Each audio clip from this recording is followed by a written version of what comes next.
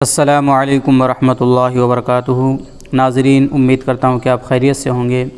میں ہوں محمد مقصود قاسمی اور آپ دیکھ رہے ہیں باغ مدینہ یوٹیوب چینل۔ حضرت عبداللہ بن عمر رضی اللہ عنہ بیان کرتے ہیں کہ رسول اللہ صلی اللہ علیہ وسلم نے میرے کندھے پر ہاتھ رکھا اور ارشاد فرمایا، کن فی الدنیا کأنک غریب او عابر سبیل، دنیا میں ایک اجنبی یا ایک مسافر کی طرح رہو۔ اور حضرت عبداللہ بن عمر رضی اللہ عنہ کہا کرتے تھے، جب شام ہو جائے تو صبح کا انتظار مت کرو، اور جب صبح ہو جائے تو شام کا انتظار مت کرو، اور تندرستی کی حالت میں اتنا عمل کر لو کہ جو بیماری کی حالت میں بھی کافی ہو جائے، اور اپنی زندگی میں اس قدر نیکیاں کما لو کہ جو موت کے بعد بھی تمہارے لیے نفع بخش ہوں۔ اور اللہ تبارک و تعالی جس بندے سے جتنی بھی محبت فرماتا ہے، یہ بات حق ہے اور سچ ہے، اسے اتنی ہی سخت آزمائش سے گزارتا ہے۔ مثال کے طور پر آپ ابراہیم علیہ السلام کو لے لیجئے کہ ان کو آگ میں ڈالا گیا، بیوی بچوں کو اکیلے چھوڑنے کے لیے کہا گیا۔ اسی طریقے سے اسماعیل علیہ السلام کو ذبح کرنے کا حکم ملا، اور ابراہیم علیہ السلام اللہ کے کتنے محبوب تھے، لیکن سخت آزمائشوں سے گزارے گئے اور سارے کے سارے امتحان میں پاس ہوتے چلے گئے۔ اسی طریقے سے آپ یوسف علیہ السلام کی مثال لے لیجئے کہ ان کو سازش کے تحت جیل میں ڈالا گیا، اور بعد میں وہاں سے نکلے بھی باعزت ہو کر کے۔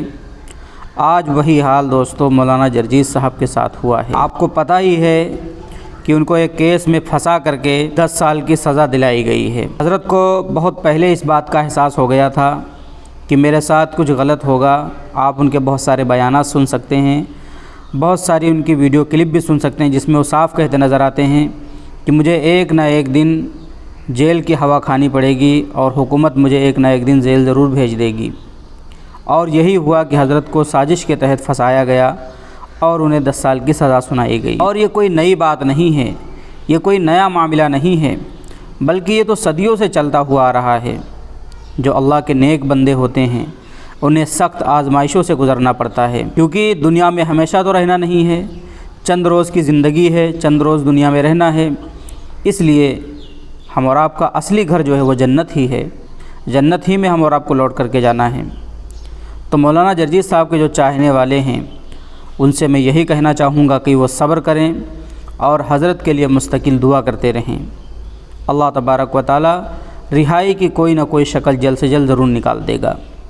اور جیسا کہ معتبر ذرائع سے پتہ چلا ہے کہ حضرت کے چاہنے والوں نے ہائی کورٹ سے رابطہ کیا ہے، ادھر کا رخ کیا ہے، اور امید ہے کہ وہ جلد ہی ہمارے درمیان ہوں گے۔ اللہ تو خود کہتا ہے، ان اللہ مع الصابرین، بے شک اللہ صبر کرنے والوں کے ساتھ ہے۔ تو ہم مستقل دعا کرتے رہیں حضرت کے لیے، اور دعا تو ایسی چیز ہے کہ اللہ تبارک و تعالی بعض مرتبہ دعاؤں کے ذریعے تقدیروں کو بدل دیتا ہے۔ وہ تو کہتا ہے کن کہ ہو جا، تو کام فوراً ہو جایا کرتا ہے۔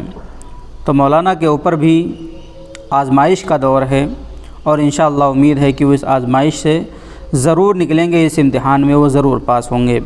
تو دوستو، آپ کی کیا رائے ہے ان کے بارے میں ہمیں کمنٹ کر کے ضرور بتلائیں، اور چینل کو پہلی بار دیکھ رہے ہیں تو چینل کو بھی سبسکرائب کر لیں۔ السلام علیکم ورحمۃ اللہ وبرکاتہ۔